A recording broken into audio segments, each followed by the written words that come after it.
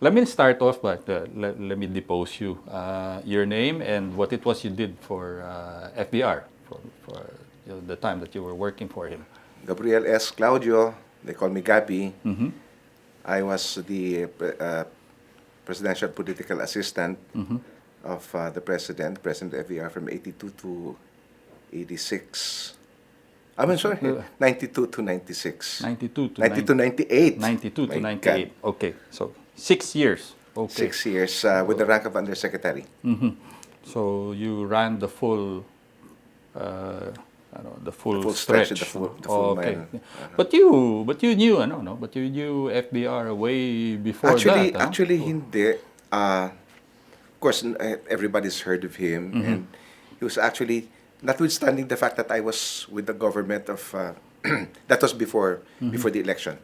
Notwithstanding the fact that I was with the government of Marcos, I was connected with the then Ministry of Local Government. Okay, okay. I had looked up to him.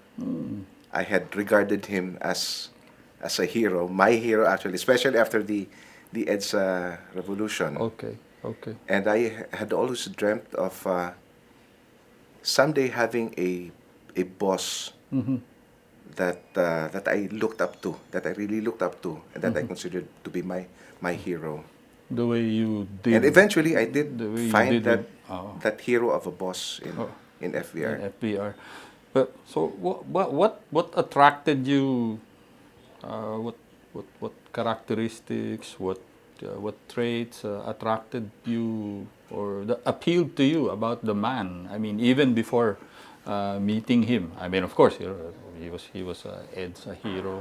But even before that. Mostly EDSA, but even before that, when he was in the constabulary, I remember my father was telling me about, we were in Samar. My father was in Samar at that time, and he remembered a visit of I think he was just a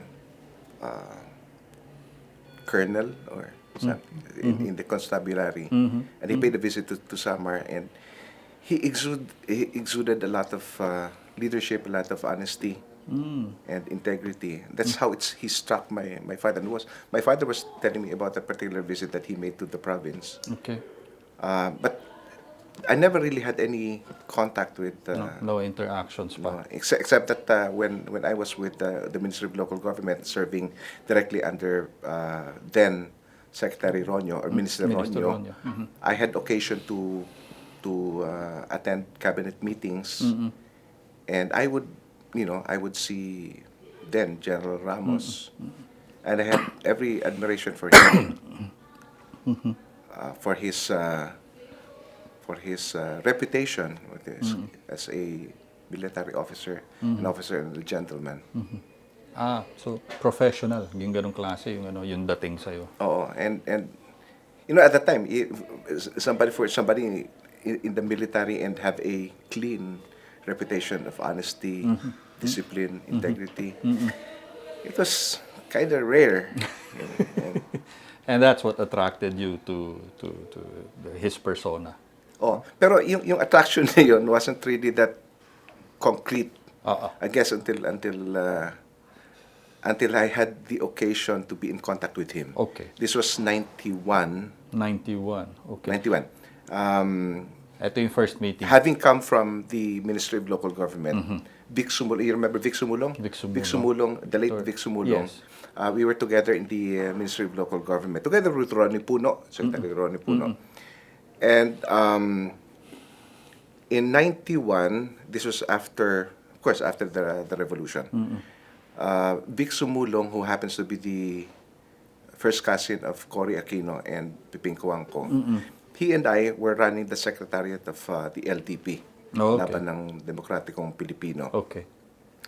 And it was that time also that FVR was resigning from the cabinet already, as stepping down as Secretary of National Defense to join politics, to throw his hat into the ring of politics. Yeah. And he was to join the nomination process of the LDP. Yeah. to become hopefully the standard Standard bearer bearer, yeah. of the LDP. This was, of course, in spite of the fact also that President Cory was not a member of the LDP. No, she But wasn't. everybody knew that her brother, Piping Cuangco, was the one who was really calling the shots in LDP. So Vic Sumuno and I were running the secretariat of LDP. And when FVR joined the party, it was for the purpose of joining a process by which the LDP could decide or could choose the standard bearer. So it was really between him and Ramon Mitra, Then Speaker Mitra. Ramon Yeah, Mitra. yeah. And the odds were really stacked in favor of Monching Speaker, Mitra yeah. because he had been with the LDP for some time, and the whole organization was really controlled by him as a speaker and as one of the head honchos of the LDP. But then the FVR took the chance, took the gamble, and resigned from the cabinet, resigned from the Department of National Defense to join the process. I was supposed to be, as one of those running the secretary, I was supposed to be neutral. I was supposed to be in the middle. But, well, given what we were talking about earlier, I had always had my admiration and sympathy for FVR. And I happened to be introduced to FVR by Charlie Taniaga. Oh, General. General Taniaga, Okay. who was at that time he had stepped down already as chief of ISAF, but he used to be ISAF under FVR. Intelligence Service, yeah. And really one of the closest generals to FVR. And so he was responsible for introducing me to FVR during this time of the nomination process of the LDP.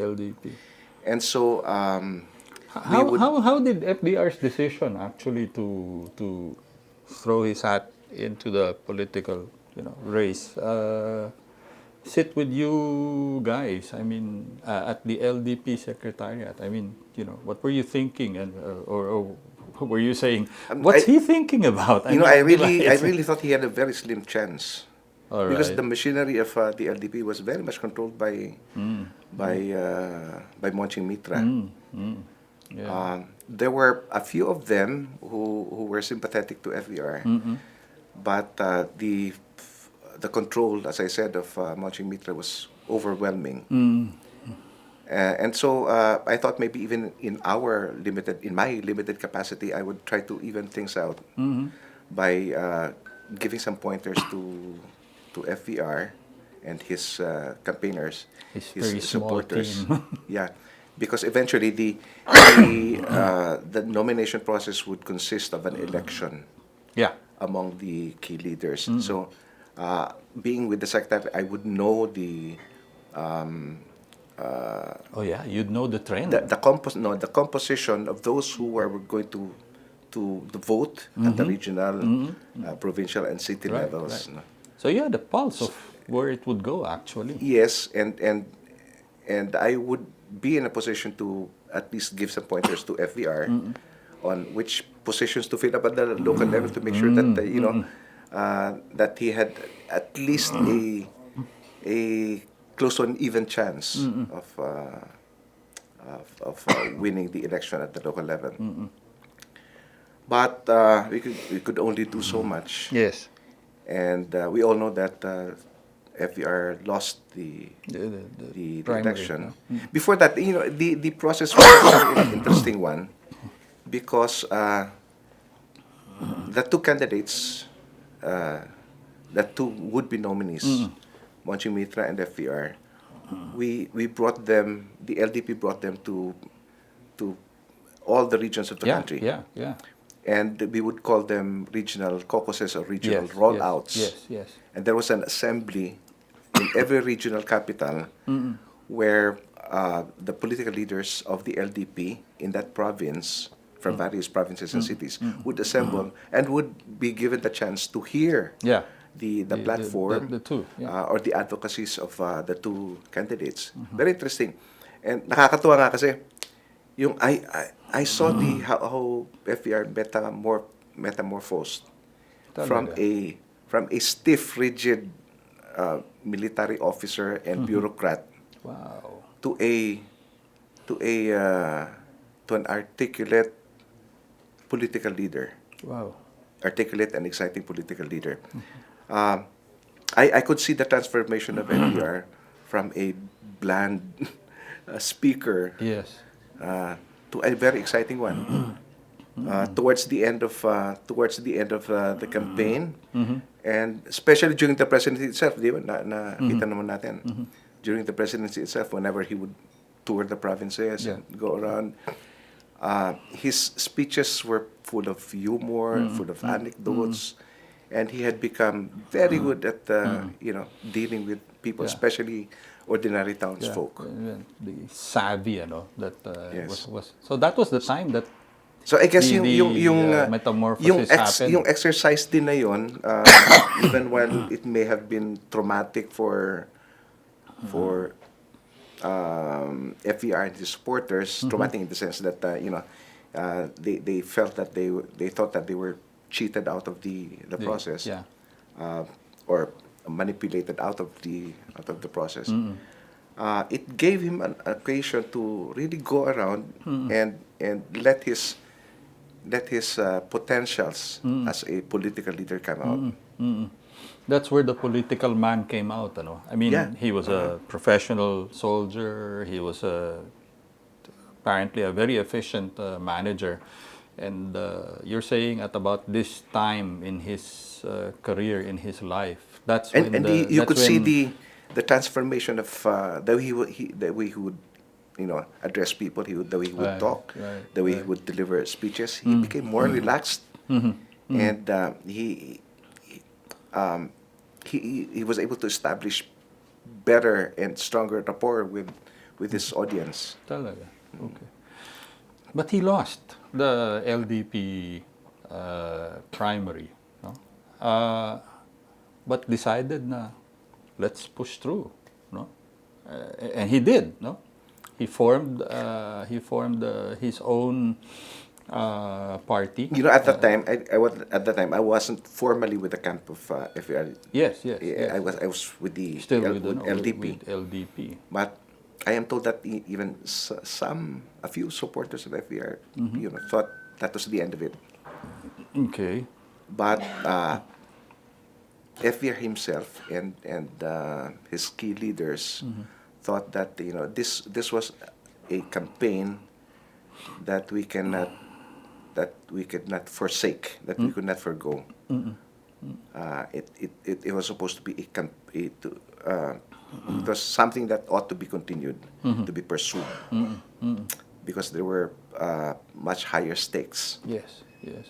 But here's the thing. I mean, Speaker Mitra may have won the LDP primary as its presidential standard bearer, but he did not get Cory Aquino's endorsement. FVR got that endorsement, right?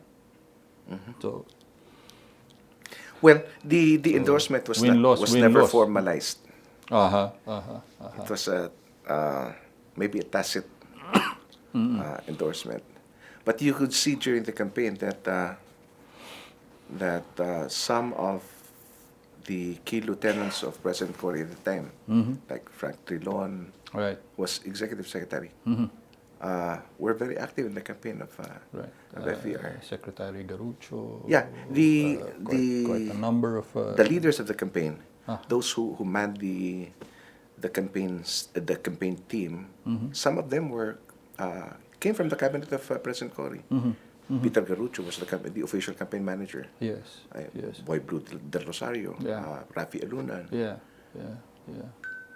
Right. When did you come in? So in 91, Vic Sumbulong and I were running the Yeah, secretariat. you were at the And we were secretariat. helping him. Uh-huh. We were helping FVR secretly. When he lost, in spite of our efforts, I decided to leave LDP and join the campaign of FVR. What made you decide that, sir?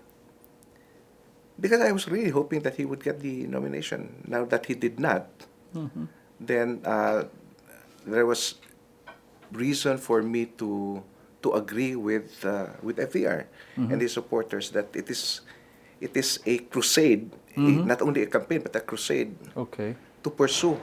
Uh-huh. I had the feeling that the presidency was really meant for him. Oh. I had a feeling that that FVR was someone that the country needed at that time. Talaga. Uh-huh. Well, was it also a shared vision? I mean, lakas ng tao, people empowerment. Was that something you shared as well, or was it a vision that you held in common, or was it purely a belief that this man was? I do not claim to be an ideologue. Okay. No. And I probably did not have very strong sentiments or feelings about this. But remember that I was with the government of President Marcos, and especially towards the end of his tenure, I could see the excesses All right. of the regime, and even during the snap election of 1986. February 80, no, kailan mo yung snap? Anyway, during the snap election of 86, in my heart, even as I was still with the government of President Marcos, I was praying, Lord, that your will be done. If Some change this is too happen, much, ano? Yeah. if change really has to come, let it happen now. And so that sentiment carried on, although I had no part in the administration of Cory Aquino. Mrs. Aquino. I could have. I did have some offers or opening, but I did not want to be branded as blimbing. I was with Marcos, Yeah, and yeah. it wouldn't have looked nice for me to jump into the bandwagon of the Yellow Party. Yeah. So there we are, 91. You decide to join the Yes, and I was head of the FVR's political bureau of the campaign. There you are, right. And I was with guys like, of course, Rafael Luna Yeah, and yeah, Jun yeah. Lozada. Yes. But what was that like? I mean, you were with the LDP. You saw how large that war chest was, and you saw how large that network was. I mean, what were you thinking?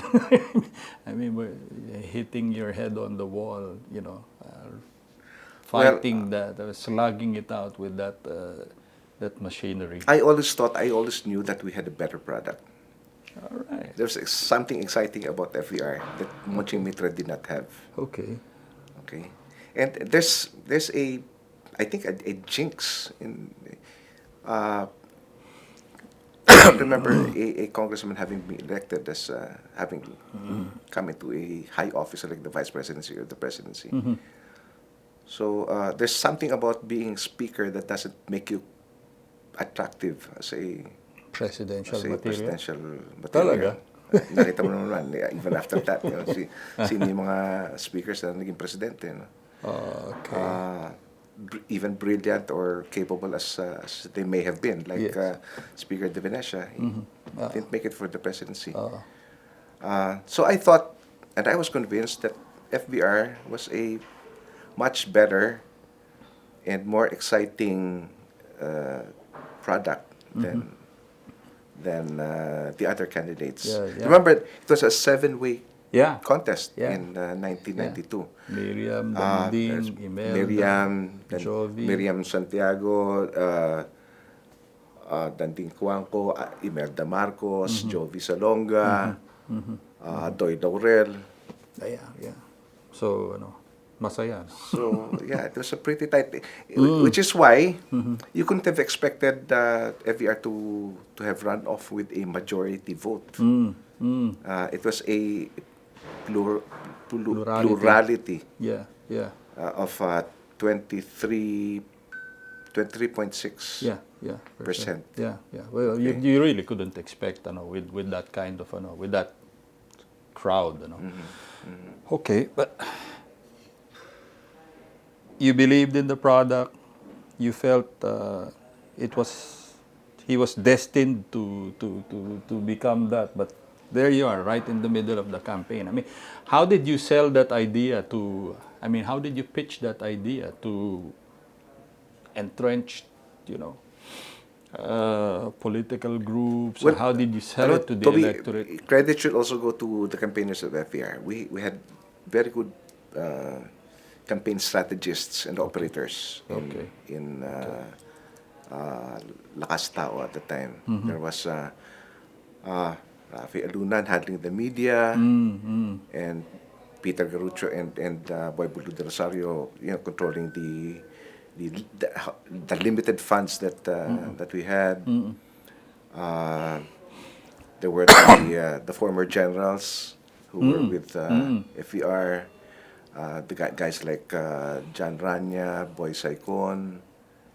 These were good The civil strategists society, yeah. and campaigners. Oh. And it was funny because at the start of the campaign, we really started with just a handful of congressmen Yes. and elected officials. Yeah, yeah. Just a handful.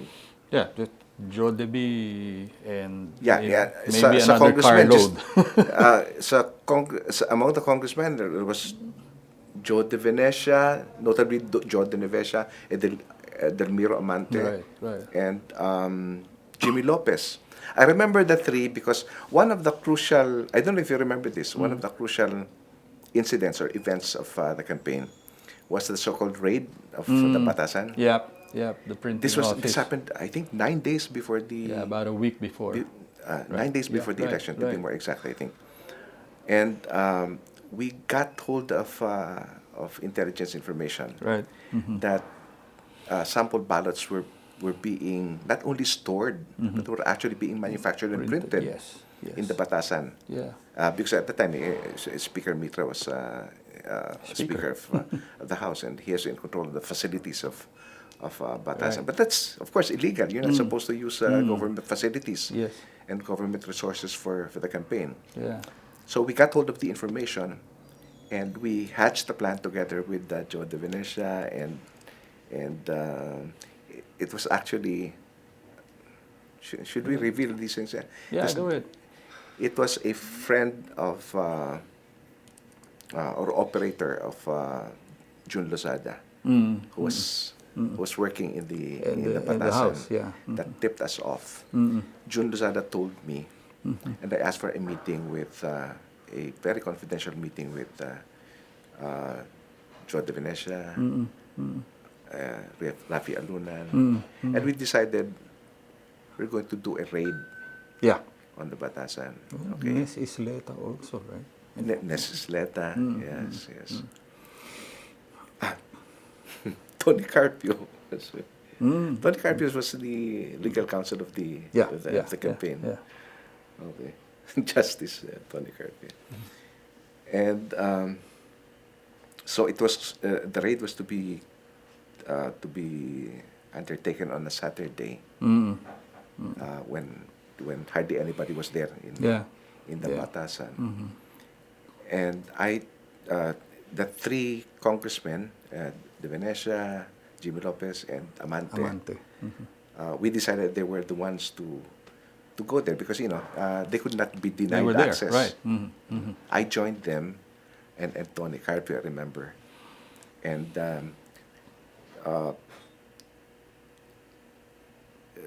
Rafi Alunan and his media team were gathered in somewhere near UP, Not too far away. not too far away, waiting for us to give them the go signal. Yes. The goods are here.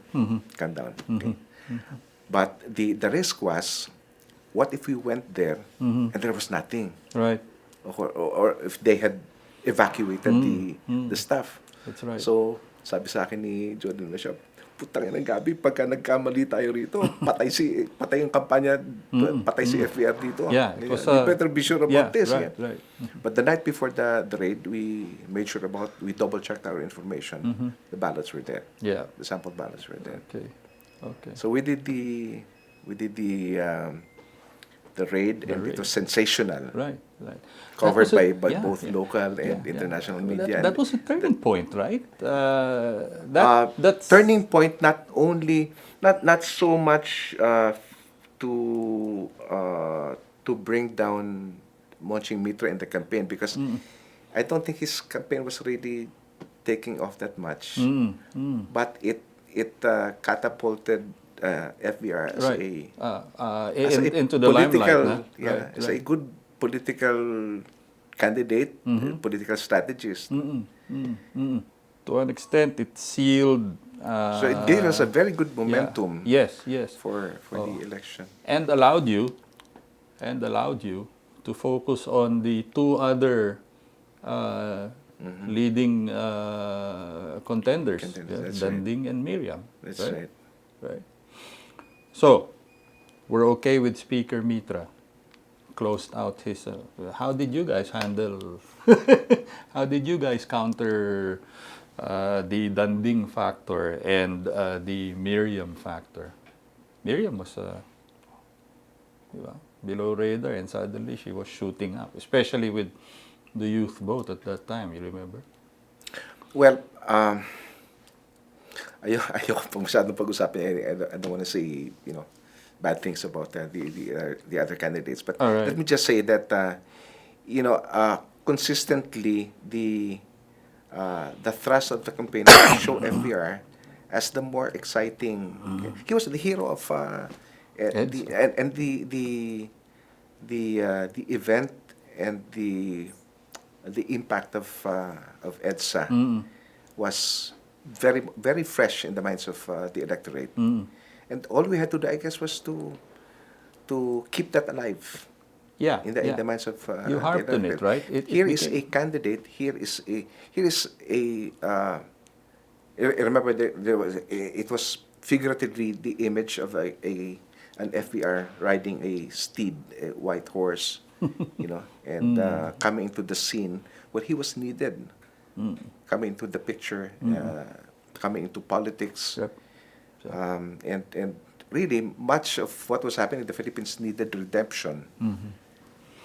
And so FVR was coming at a time when we needed the kind of leadership, a horseman, yeah. as we would call him, a horseman at that time. Mm-mm. Mm-mm. So I think that was the branding that was done with FVR. And then he was a relentless campaigner. Mm. Um, Tell me the work ethic of FBR yes, at that makikita mo yung time. work Huh? ethics.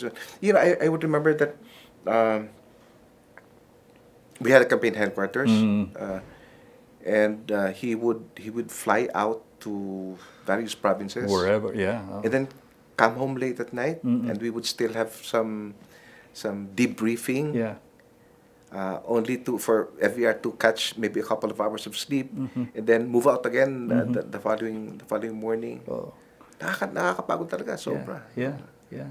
I mean, he was. I guess the training as well as a But military man, he prepared him for the physical. not Di ba? only that, he had the advantage, I think, of knowing the terrain, Right, because as right. a military officer, He was all over, he right? was all over. Yes, Yeah, yes. yeah, yeah, yeah. He And knew. FBR has a remarkable memory for places, Oh, for places, people, incidents, and events. He would. This was observable during this presidency already. He would go to a particular province or town, a remote town, and he would, during his speeches, he would talk about some incident that happened in that particular town. right, right. He would talk about somebody he knew in that particular town. And people would identify with it, no? Yeah, that's right. Immediately may connect, no? May connect. So ito yung sinasabi kong metamorphosis niya from a bureaucrat, from a military officer, to a popular leader, who connected very well with the masses. Election day comes, sir. What was that? Maybe it's about 5.5, 6 weeks later, he finally gets proclaimed as the winner in the canvass held at the Batasan. But what were those 6 weeks like? I mean, what was it like at campaign headquarters? How were you guys taking it? I mean, it was a slow Many count. of us did not want to be presumptuous, but of course you have to think ahead, no? Yep. We had the feeling that he was the imminent uh, president-elect. Oh, So okay. you have to somehow prepare for that. So ano positive ano. Well, Yeah, were yeah. you working on both ano? Positive and negative options? Media was on our side also. And so Yeah, well, that helped yeah. a lot. Mm. That helped a lot. And the help and support of President Cory was very significant. Crucial, ano? Crucial. Crucial. Iba yung ano. Oo. Iba Remember, yung endorsement, yung no? her cabinet members, some of them were engaged, were involved in the campaign of FVR himself. No? So that counted a lot. And political leaders have a way of discerning kung sino eventually yung lalabas na winner. So Talaga. slowly nag-gravitate na yung ibang mga political those who were not necessarily involved in the campaign, but would have been crucial in the proclamation process. We're coming towards FVR already. Okay. Gravitating na, So no, towards this ano. really just a matter of time. So you were preparing for an electoral victory. Not in terms of celebration, but in terms of the long haul Yeah, right, ahead. right. You know, The long hard work ahead. I get that impression also, sir, because from the number of interviews that we've done, I mean, with everyone who knew how FBR thought, you know, get a good night's sleep because you're not going to be doing that for the next 6 years. No, well, was that the same? Was that the same frame of mind you guys were coming with? I remember our first day in Malacanang. There was some degree of confusion kasi medyo nangangapa pa tayo. All right. We had come from Luneta, from the The proclamation, and just a few of us swearing in. came with FVR inside Malacanang. And on that same day, there was supposed to be a mass oath taking Yeah. of congressmen. Cabinet officials. No, hindi pa muna cabinet, yung mga congressmen who wanted to. Because you to remember, join the party. no, not join the party. To be sworn in as congressmen. They're as members. oaths of office. Okay. Oh, because I remember they had undergone the same election.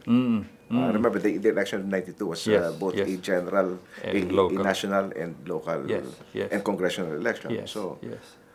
many congressmen wanted to take their oath in Malacanang. So it was on the day of the proclamation that they were trooping to Malacanang to take their oath. So there's a lot of It was a long day. yeah, It was a very and long day. for some reason, yung mga protocol officers ng previous administration, wala doon. Yung mga, also, Jun Losada and I were, especially Jun Losada, we were running around like headless chicken, But we managed. And I remember si FVR, medyo nagagalit na sabi, hey, you guys, remember, hindi na kampanya to. Malacanang na to, gano'n. In other words, hey, you have to start, looking sharp and Right, looking like Malacanang. Yeah, and doing the job better. But that long day was also capped off by his first cabinet meeting, right, of his administration. Yes. By that time kasi he had made the selection ready for members of the cabinet. Right. So yeah, they were sworn in. They were sworn in, and without much ado, let's sit down and start talking about the next I remember 6 years. Secretary Garucho was the executive secretary. Frank Drilon was the justice secretary. Right. One of the most exciting choices that FVR made was Johnny Flavier. Johnny Flavier, yeah. Let's do it. Very exciting, yeah. Were you already, did you already get your official designation then? Presidential advisor for political Yes, affairs? almost automatically. I remember we were having a meeting with the close staff of the president, including then Attorney Carpio, who eventually became the CPLC, Chief Legal Counsel. Yes. Mm-hmm. So we had to constitute the immediate staff of the president, chief legal counsel. I mean the chief advisors of the president, head of the PMS, Yeah. presidential management staff. That was to be Lenny De Jesus. Yes. So chief legal counsel was Tony Carpio. I was political advisor or political assistant. And there were there was a string of other political, presidential assistants and advisors. That needed to get the job. But how did you get the draft? I mean, what did FVR tell you? Oh, I guess it was the natural appointment to be made. but were you expecting anything? Well, were you hoping to get something to be else? honest, to be honest, yung having worked on his with his campaign, I thought I would have loved to join him in Malacanang. So that there was to be some culmination or some fruition to the kind of work that we were doing in the campaign, and helping him bring his advocacy to life. Right. Okay. And even during the campaign, he was talking very much about people empowerment and global competitiveness. And these were, I think, to be the main thrusts and theme of his presidency. Global competitiveness and people empowerment. But you got political affairs. I mean, what were the expectations? What were his instructions for you to do this particular role? The main thing, political affairs referred mostly to domestic political issues, developments, and matters to be attended to. The international and global ones were taken care of by Secretary of Foreign Affairs and Joe Al. That one. General Joe Almonte. Oh, political affairs, but pero that's also party building, or was that also advocacy? The party played a very significant, very major role in the presidency of FVR. So not only did we need to keep it alive, but keep it strong and put it in sync with the program of the president himself. There was legislation to be enacted. Okay. There was the powers and the potentials of local government units and the local officials had to be harnessed in support of the programs of the president. There's a lot of things to be done. But you had very little people. I mean, you had a very small constituency base of, legislators, politicians behind you. I mean, Lakas was just at its fledgling. Politics being what it is in the Philippines, you know how an exodus would happen after an election. While we only had a handful of members of Lakas Tao at the time. After the elections, practically everybody wanted to join the party. We had to exercise some discretion to an extent. No, that's what you were doing, right? I mean, your advice on who to bring into the very difficult part about that, and FVR himself was right in the middle of this process, and I was his assistant, and Joe Devenesha, of course. You have a situation where many of our campaigners, many of our local candidates, and it was a ragtag organization during the campaign. Many of our supporters and local candidates lost. To be beaten by their rivals, their opponents at the local level. And here we are with the situation that the elected officials, those who beat our original Lakas members, were the ones who now wanted to join the party. Ironically. But to a large extent, it had to be done. It had to be done. If we were to get the support of the local government units and especially Congress, that had to be done. And so there was a lot of there was a lot of mediation to be done. We had to explain these things to our originals, and some who make it up to them.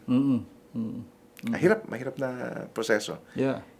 Si Joel Mote would even tell me, Gabby, I don't envy your job. Nakakabobo yung trabaho yan. And that's really balancing it off, no? All those... Yes, kasi may tampuhan eh.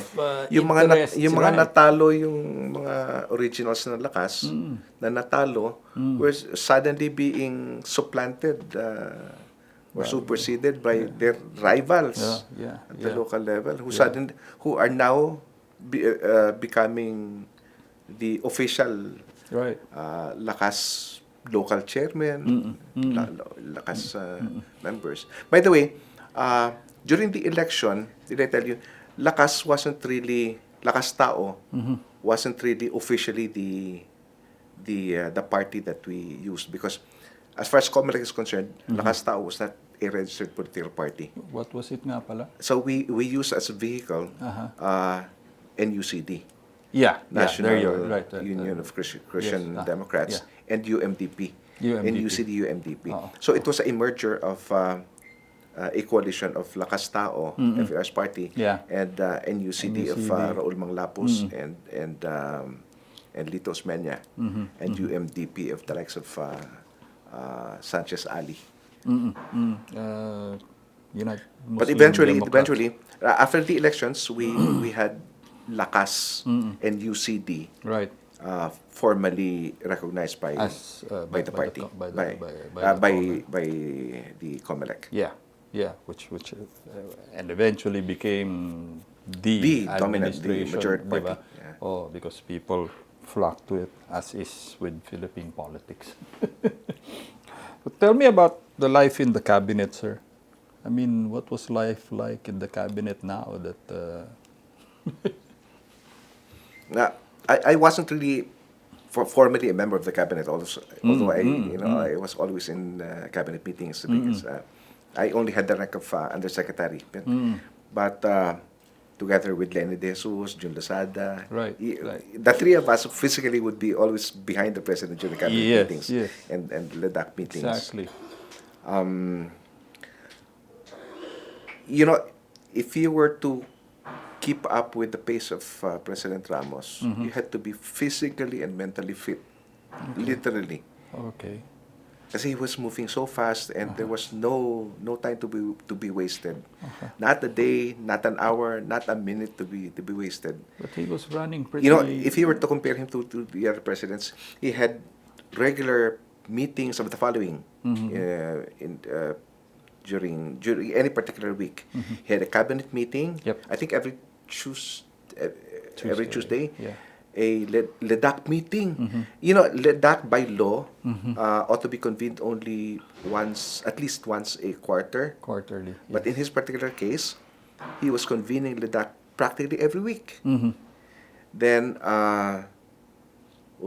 he had a weekly press conference. He was so accessible to the media. This was, and you were part of that. Yes. Not only would he give press conferences, he would open himself to a lot of ambush interviews. So yun, those are regular weekly occurrences. Cabinet, LEDAC, press conferences, and we had weekly caucuses also of the party. The party. We had small groups and big groups. Right. So daming meetings yan. Over and above the provincial visits. Yes. Foreign visits. So, I mean, how did you personally keep yourself physically fit to, keep up with that kind of a schedule? He started his days at 4 o'clock. Checked into office at about 6:30, and ended his day at about what? Anything between 10 to 12. Well, one of the things I was able to do was to stay away from golf. I remember FVR wanted me to take up golf. I was not a golf player. But I had to decline, made some excuses because, everybody knows he's a golf yes, fanatic. avid, yes. And but he would do work even during golf. He would make it a point to play golf with people he had to talk to for governance. Right. Okay, Captured so he would audience. use even these supposedly leisure hours for work. And so I said, you know, I was almost 24/7 in Malacanang with him. And if I were to join him even in golf matches and golf games, wala na akong Wala nang wala na oras. akong oras for myself. So Yeah. I stayed away from golf. Okay. But I remember every time there was a, you know, if we had a an event or an occasion in a hotel, and he would be, of course, escorted by PSG. When he avoided taking the elevator or the escalator, he would rather Take run the up the stairs. stairs, Yeah. literally run, and tell PSG, run, run, run, run. Yeah. Dali, dali, dali. You know? Yeah. My much younger cameraman And he complained about that. hated, especially when during provincial sorties, he hated being escorted by somebody with an umbrella. Oh yeah.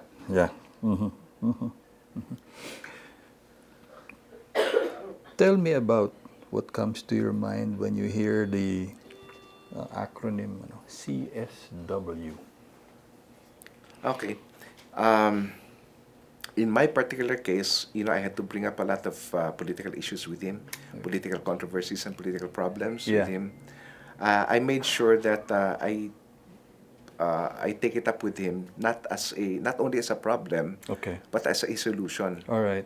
You know, that was my way of defining CSW, and the only way to bring that about is when you bring something to the attention of the president. Okay, eventually you're going to have to make a recommendation. Correct. That's why you're a political advisor or political assistant. When you do bring an issue to him, you make sure that that you present all the sides. You know, in any controversy, there's always at least two sides of the coin. Right. Okay?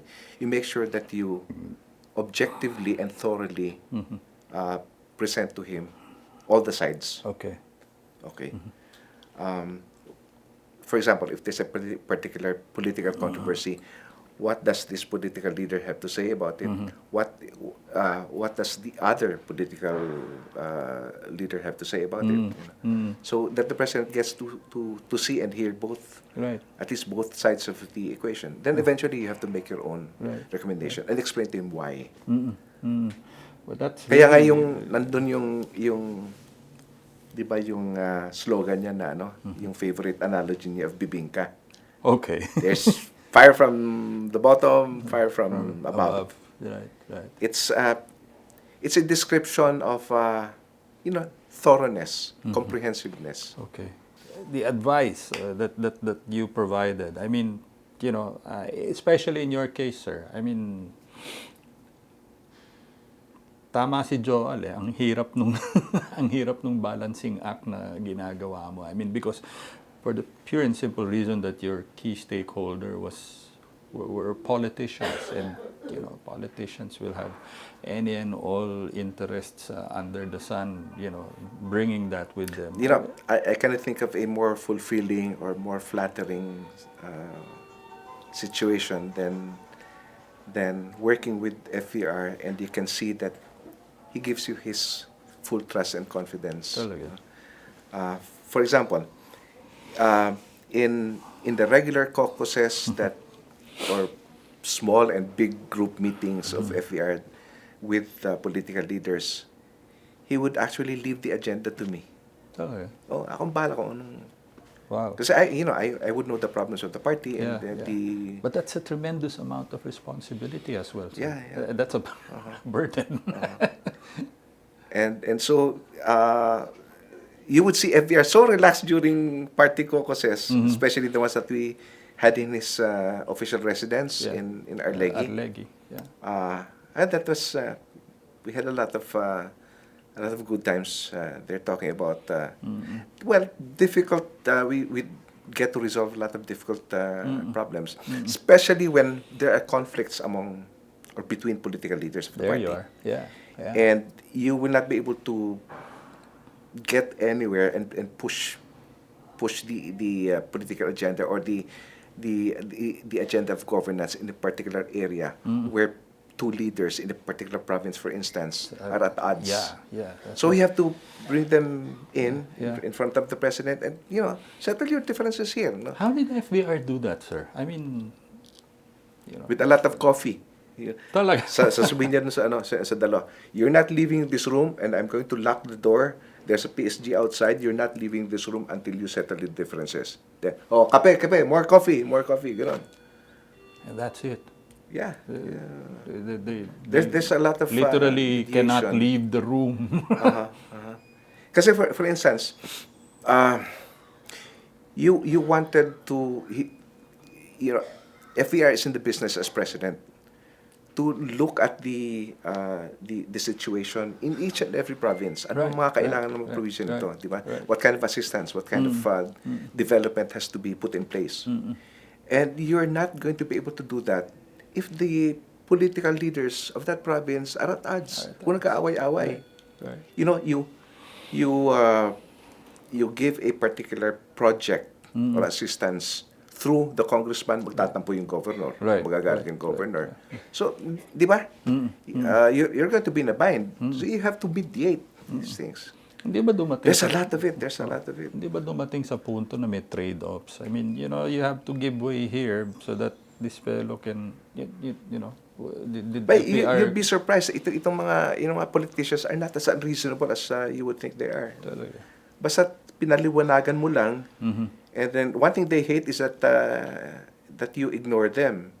So when they call you, at least you return their call naman, you talk to them, no? Right. Bigyan mo and importansya, no? I've learned one thing in this business. If you cannot give in to what they want, if you cannot accommodate what they're asking for, just tell them so. Huwag mo na bulahin. Huwag mong paasahin. Upfront. Di ba? Oo. And somehow they will find a way to understand. Yeah. And so that was how we somehow manage things politically in Malacanang. Your role as well. So to a certain extent, your role as political advisor, political affairs, was used as a tool for governance, administration, no? Is that right? We had a good PLLO at that time also. Nandun sina Secretary Lumawig at the time. Romy Lumawig, and then si Ching Montinola for the Senate, ganyan. Yeah. And I was political. We would work closely together. And you needed the support of congressional leaders. It's a good thing. Si Joe De Venecia was there to be in control, full control of the House, if not Congress itself. That's why during the time of FVR, we were able to pass 200 plus 249, I think to be exact. 240 plus, yes. Major significant pieces of economic and social legislation. Right. And all this revolved around the theme of global competitiveness. Yep. And people empowerment, mostly. And remember, there was a slogan of Philippines 2000. Yep. And some of the components of Philippines 2000 were,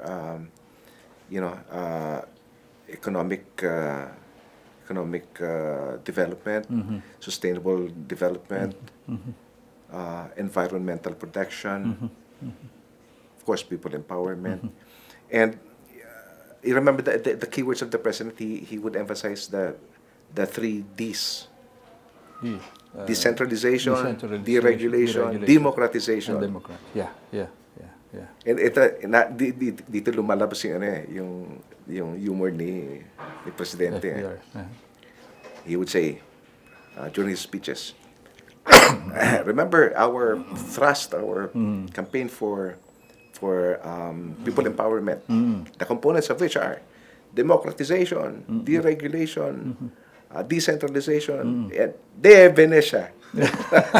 Oh. Yun ang humor talaga ni FVR. So he would spice up his communication with the type of humor, and this made him click Yes. more with Yes. the audience, including politicians. Yeah, yeah. So what was part? I mean, at least the first 3 years, you came in,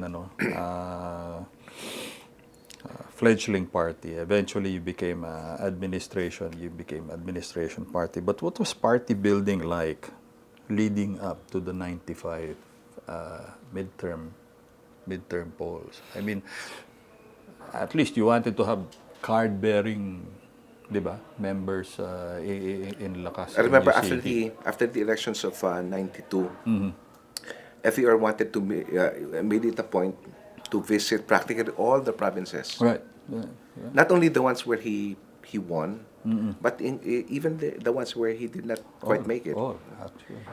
And patay-patay yung tingin niya sa mga probinsya, hindi dahil nanalo ka rito, gagantipalaan mo, tapos kung saan ka natalo, paparusahan mo. Hindi ganoon, hindi ganoon. But there were all of the provinces, all the municipalities had leaders to be touched with. That he had to be in touch with.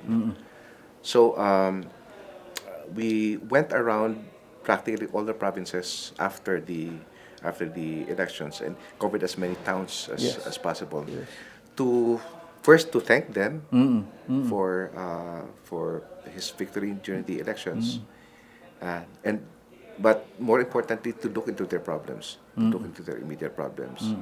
And dito mo makikita talaga yung rapport niya with the ordinary towns, village folk.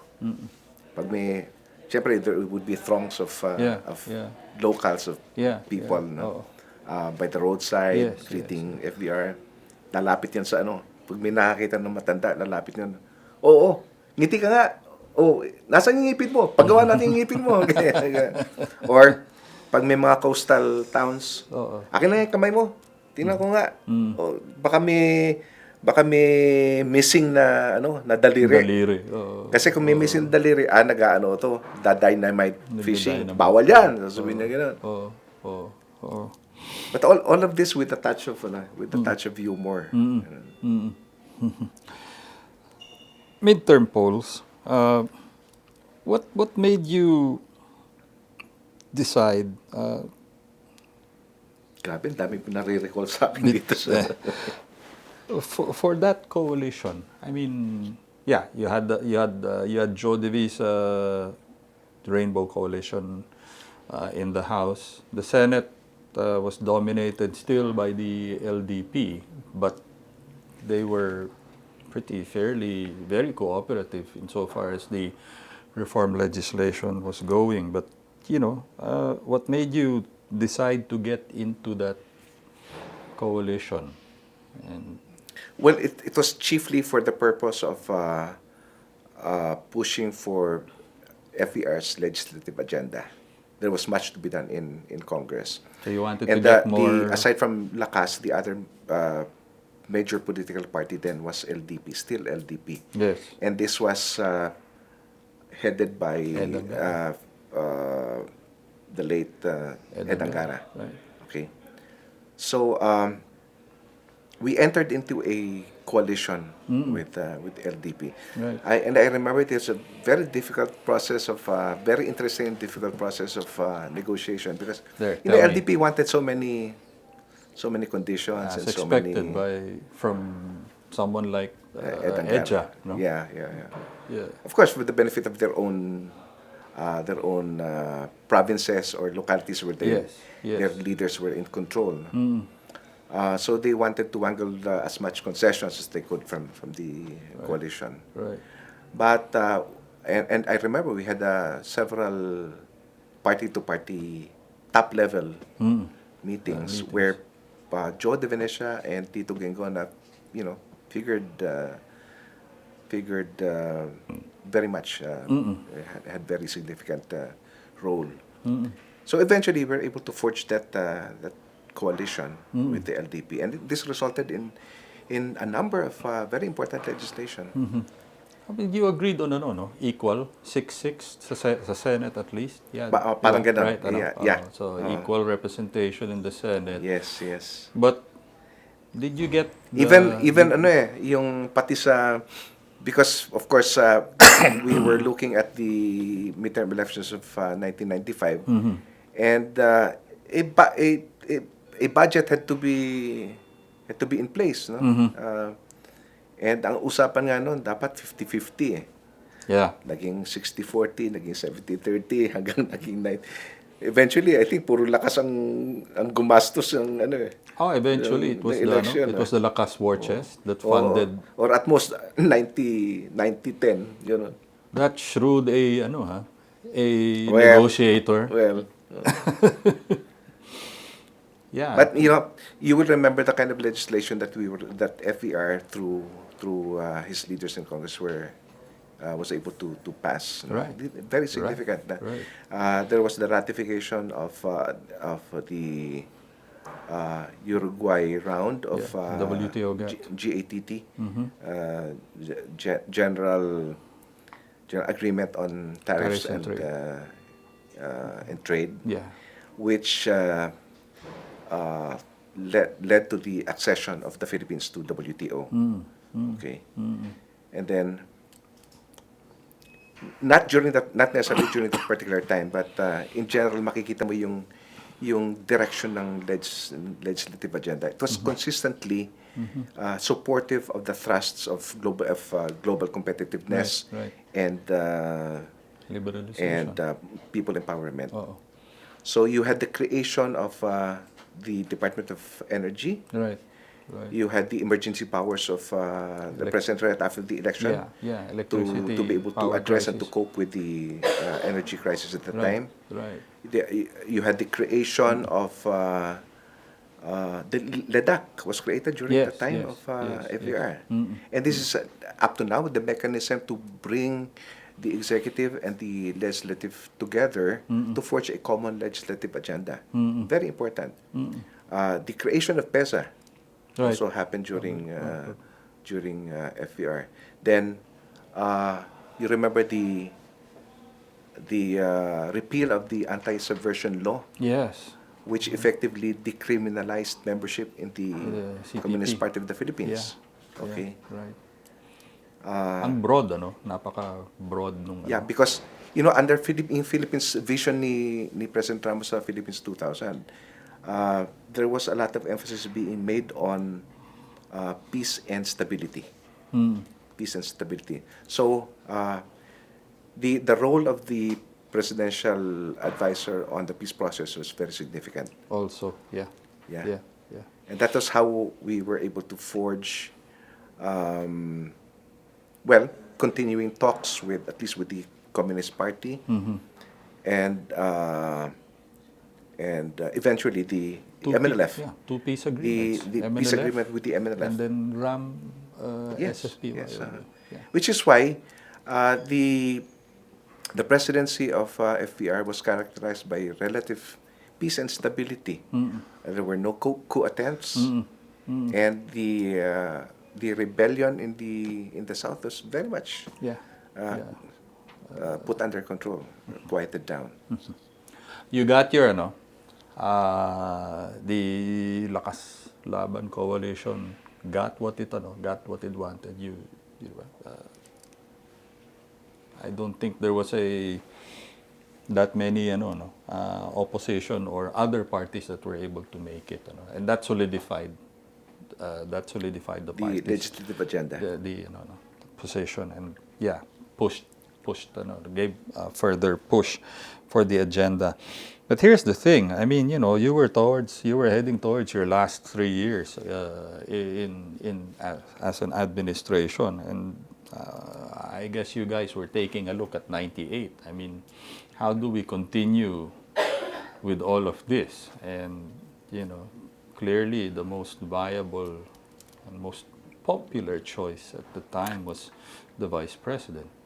Our campaign, or our thrust for looking at the possibilities of the elections of 1998 was uh, continuance. Yeah, The exactly. reform agenda of the president and the things that FVR had been able to accomplish Mm-hmm. had to be pushed through, had to Mm-hmm. continue. Mm-hmm. And this was the reason, of course, as any party, as any political party would do. Mm-hmm. This would be the reason why we have to put up a strong campaign for 1998 Okay. and put up the best possible candidate. Right.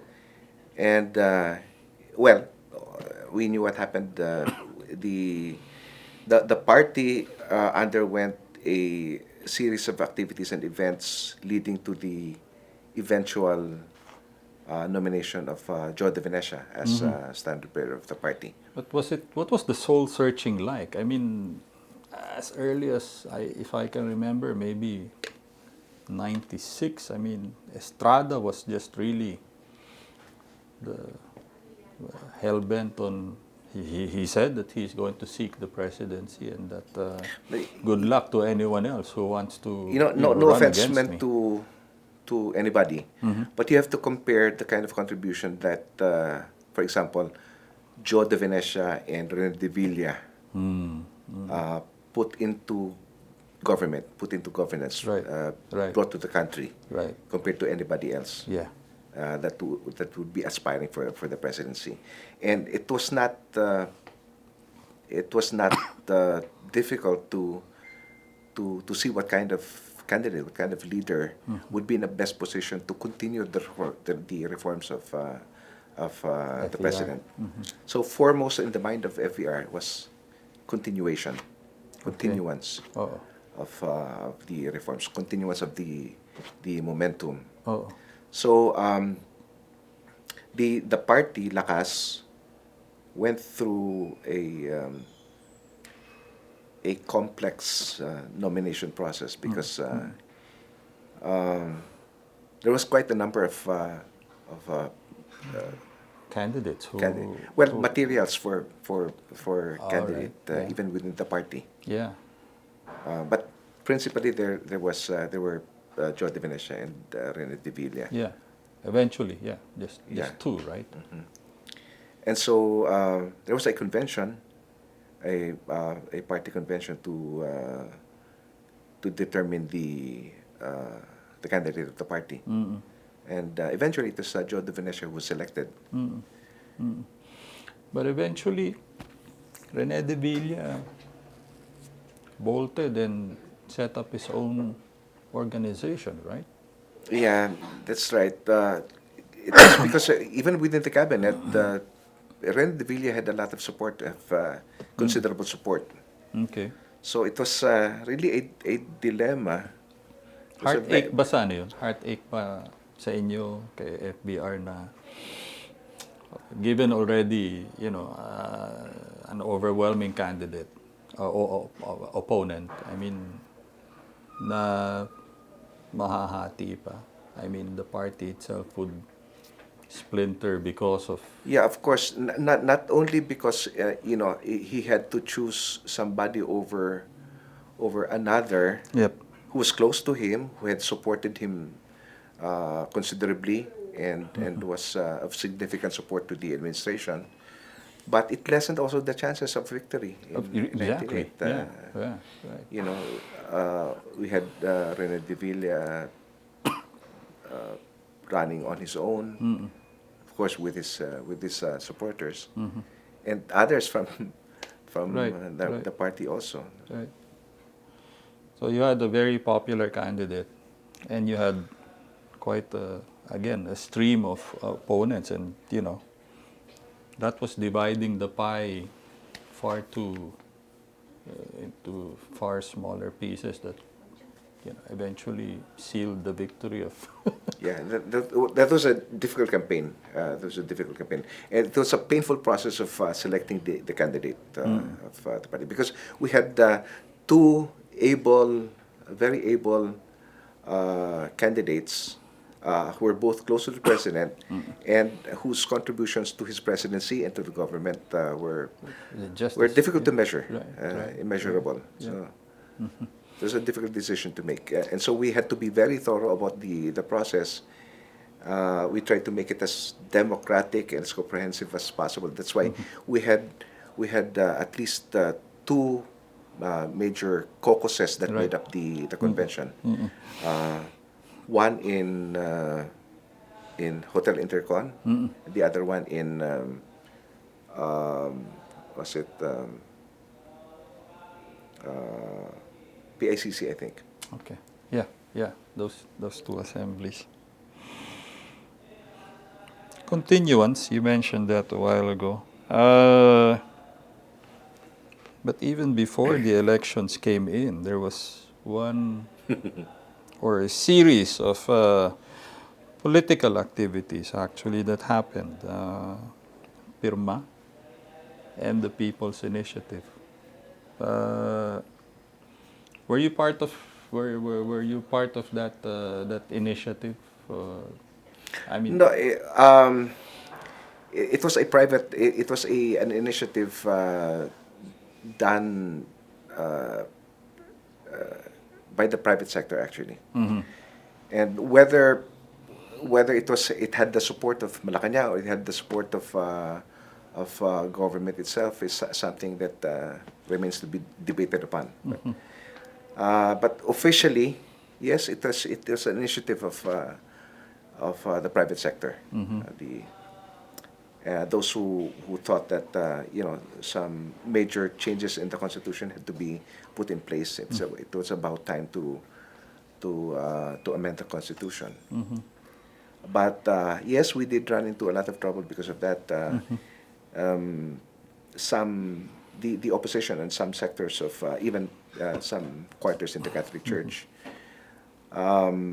likened or equated the effort to an intent or a desire to prolong the term of elected local officials, including the president, which was which was, I thought, unfair to the administration. where did FVR, where did the president, you and the president stand on that?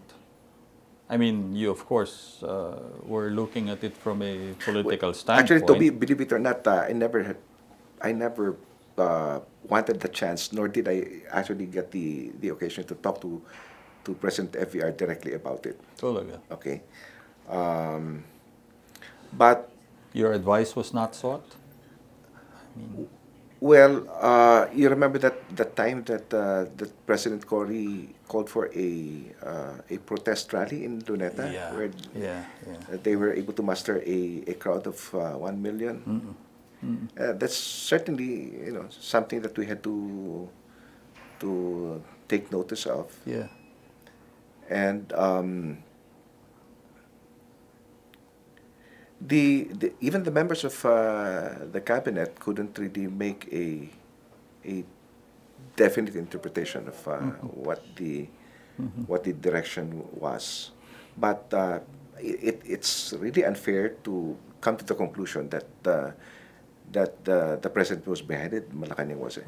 No, Malacanang wasn't behind it. Ano yung basa ninyo kay FBR at that time? I mean, from your read of FBR, was he for it? Well, Was he against it? This is my own personal interpretation lang ha.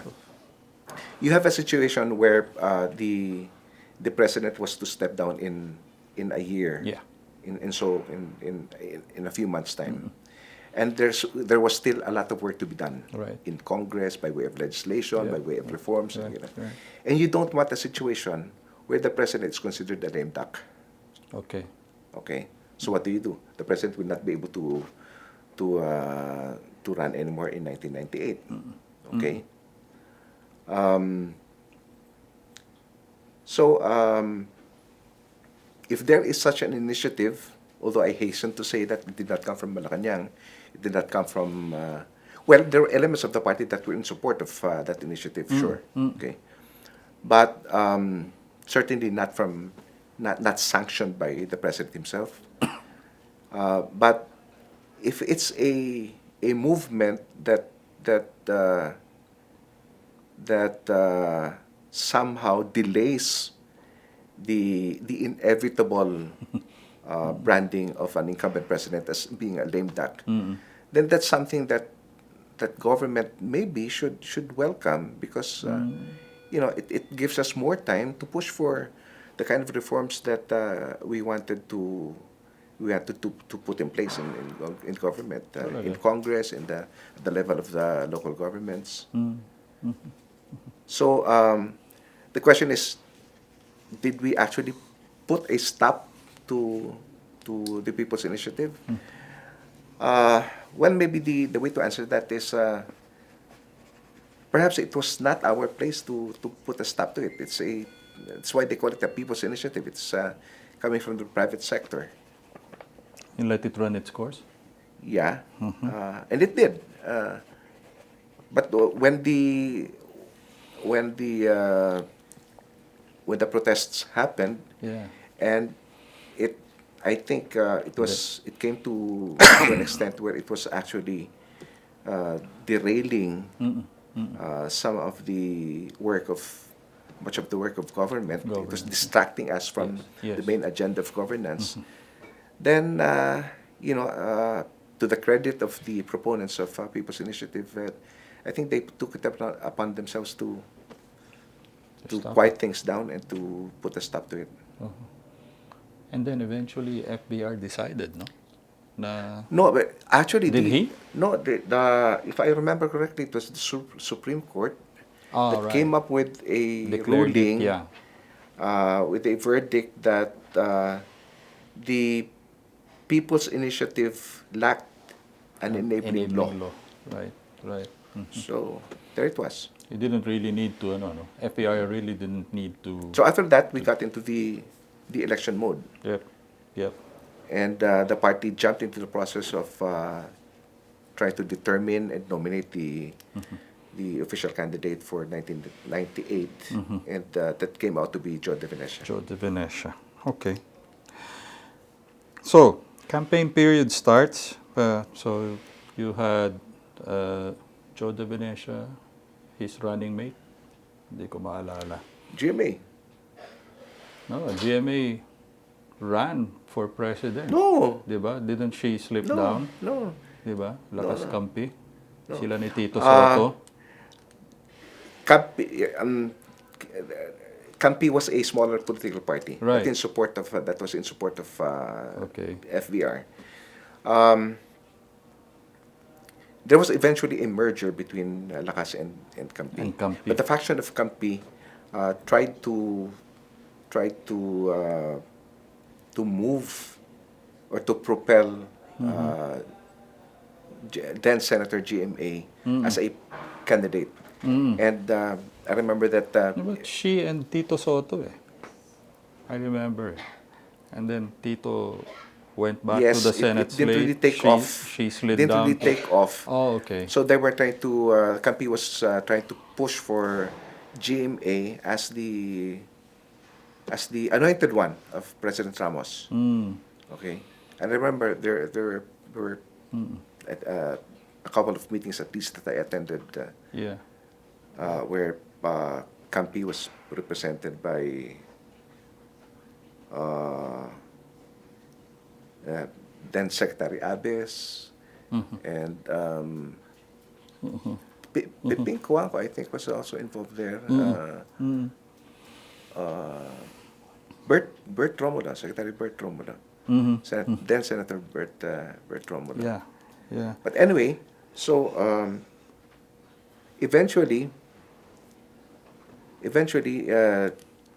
GMA, I think it was in December of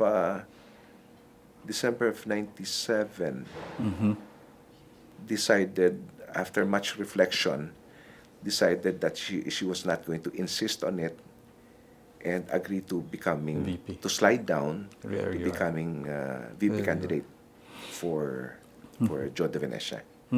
So we had a tandem in Joe De Venecia and GMA. GMA. Okay. Well, was that also I mean, Estrada was I'm thinking really, was that also a safety? I mean, if De Venecia didn't make it to president, at least we had a strong We had a strong vice presidential. No, in fairness to the party and in fairness to the ones running the nomination and the campaign process, we did not put up a candidate for 1998 with the thought of losing. Oh, okay. I mean, it was it was our every intention To win. to do everything we can to win the election, and we thought we had the best possible candidate in Joe De Venecia. Uh, you know how much FVR and the government relied on the leadership of Joe De Venecia, not only as Secretary General of the party Lakas, but as Speaker, Speaker, yeah. most importantly as Speaker of the House. Yeah, You know? yeah. And that was how a lot of legislation, very important pieces of legislation, Was passed. came out of Congress because of the leadership of Speaker Joe Joe. De Venecia. So in terms of continuity, we had the best prospect, I think, of continuity with Joe De Venecia. I think Okay. that was foremost in the mind of the party and the president, and that gave rise to his being chosen as the official candidate of the standard bearer of the party. And the party. And well, regardless of the popularity, the immense popularity of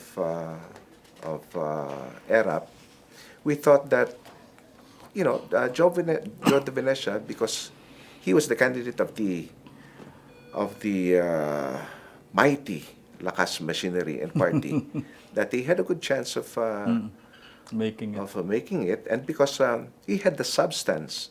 He had the Yeah. substance, and he Yeah. had the leadership, and he had the performance. He had the track record. He had very good credentials. But unfortunately, I guess the popularity was much too overwhelming. Yeah. The electorate decided differently. Yes. Post 98, I mean, what was it like managing Lakas? You did stay behind, ano? You of course did not stay on with the Estrada administration. After But you stayed with the party, Lakas, right? Yes, after the 1998 debacle of Lakas, GMA took over the leadership of Lakas as chairman. Right, right. Okay, and FVR became the chairman emeritus Yes, yes. of the party. Um, um, it was a good thing that the GMA was vice president and chairman of the party, so it kept the party alive. Yes, yes. Okay, many of the Lakas members after the elections of 1998 did their own exodus to the Gravitated to the towards party, of the president, of the sitting President president. Erap. Yeah. Okay, as most political parties are wont to do after the election. Yeah. But as the weeks and the months went by, it was apparent that the sitting president at that time would not be able to Was finish his term. There was There were something signs lacking. that he was not to finish his term, and that kept the party alive. That kept the party still active. Yep. Yep. And so it was that after 2 years, the President Erap fell from Malacanang, and GMA took over as president, ascended to the presidency by succession, and lo and behold, Lakas was again the dominant majority political party. Right. That Tito privileged Ginggona. speech at the Senate by Tito Ginggona. then minority leader Yes. Jefisto Ginggona Jr. Yes, I accuse. Yeah. What? Well, so what were you doing at Lakas at about that time? I mean, I was advisor to Vice to- President to GMA, the GMA. But, and we would hold periodic meetings. yeah. She, And- along with FBR as chair emeritus then, maybe? Yes. It was the reason why we I had asked. regular caucuses, and the party secretariat was kept intact, and it was Justice, then former Mayor Agnes de Verdera, who was running the secretariat of, of the party. Yeah. But what was it like? I mean, managing those two very strong personalities. I mean, FVR and GMA. I mean, what was it like to get caught between the two of them? Well, things were nice and cozy at the time between them. Talaga? Yeah. Okay. Okay. And So was FBR pleasantly happy that, you know, at least, I mean, continuance or continuity eventually came in the form of a constitutional FVR loved the process, party. that succession. Yeah, FVR loved the party. After all, it was his vehicle not only for ascending to the presidency, but his vehicle for being able to push through many of the reforms that we until now we see in the country. He did not mind in fact, much of the idea of becoming emeritus, chairman emeritus, came from him, because the tradition of the party would have the highest elected official become the active chairman. Chairman, yes. So it was that particular situation where GMA, being the vice president, the highest elected official, lakas official, became the chairman of the party. And that was very much accepted by FBR and the leadership and membership of the party. But unfortunately, sir, towards the latter part of PGMA's administration, she merged, didn't she do that? Lakas with, again, Campi and CMD. FBR didn't like that. Yes, because And as it turns out, she's a political butterfly. Anyway. no, before the merger, there had always been some. You know, Lakas was was very much identified with the Lakas faction, with Joe de Venecia and FVR himself. Yeah. Campi at that time was identified, I think, with the first gentleman. Yeah, okay. Okay. And you know, the leaders of the party like Ronnie Puno. And even before the ouster of Joe de Venecia as speaker and president of the party, there were some disagreements or conflicts or competition and rivalry between the Campi faction and the Lakas faction. Okay. Of course, Joe de Venecia was always very much identified with President Ramos. SCR. And when he was ousted as Speaker of the House and President of the party, this was something that was a sad development for the party and for President Ramos for very understandable reasons. How did you settle that row with FBR? I mean, you were officially working with PGMA at that time, right? Were you? Actually, it was Ed Ermita and I. Okay. Ed Ermita was very much also a leader of an original leader of the party of Lakas. Yes. And executive secretary at the time. We were tasked by PGMA to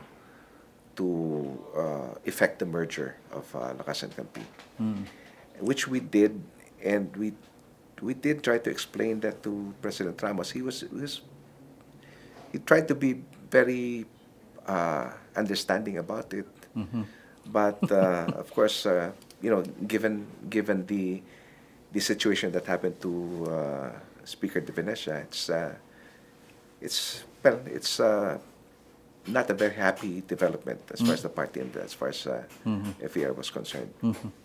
But it's a very small. Meron pa bang lakas ngayon? Wala na. Ngayon, wala na halos Wala na halos. Yeah. Yeah. Sayang yung I can recall only maybe Butch Pichay as at present. Oo. Si Butch Pichay na lang yata That's the only, yeah. lakas doon. Yeah. Right. Even President now Speaker GMA herself had moved to PDP Laban. PDP, yeah. Yeah. Right.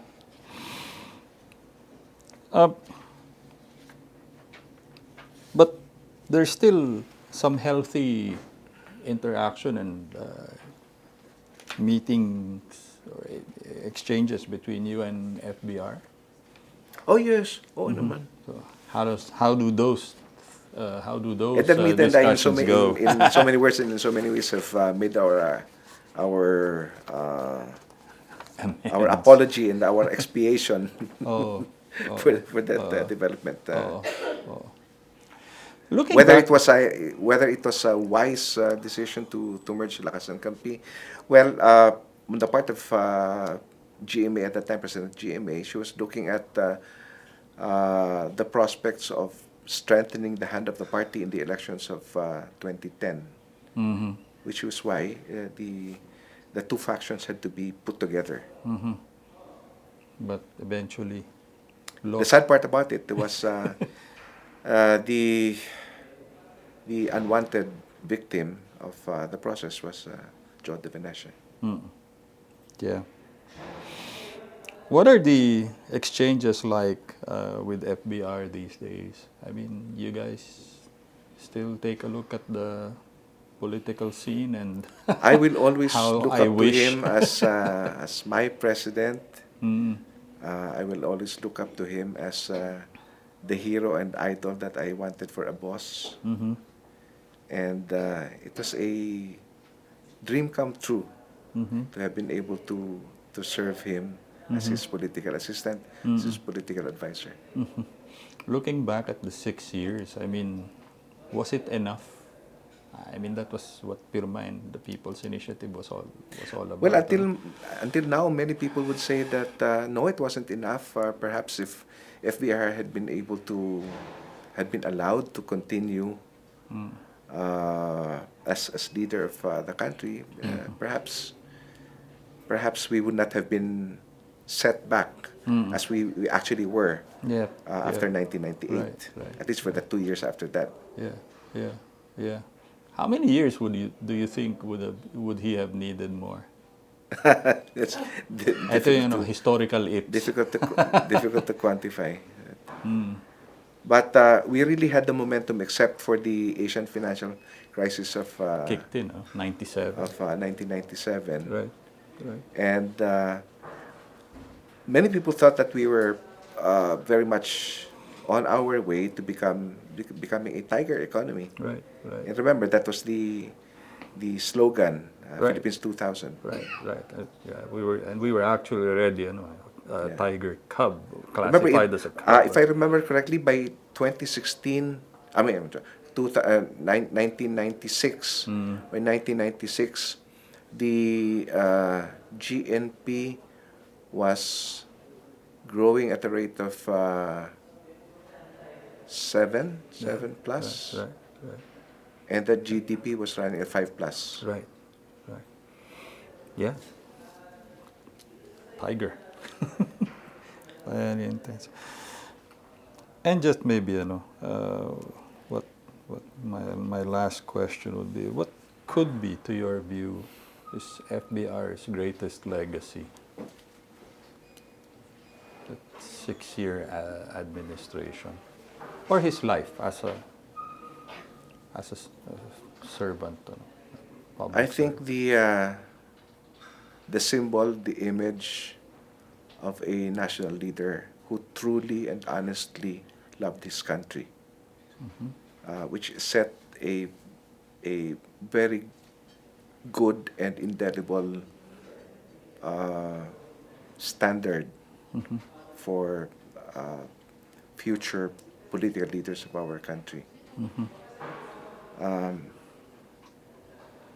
he set the right example of discipline, work ethics, patriotism, integrity that our country will always need. Ba't hindi siya sinundan? I'm okay. Thank you very much, sir. Salamat. Wow! That's a long one.